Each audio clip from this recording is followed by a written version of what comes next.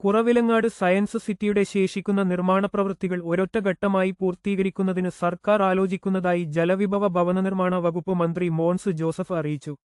ഇതിനായി മുഖ്യമന്ത്രിയുടെ സാന്നിധ്യത്തിൽ ഉന്നതതല യോഗം വിളിച്ചുചേർക്കുമെന്നും അദ്ദേഹം വ്യക്തമാക്കി.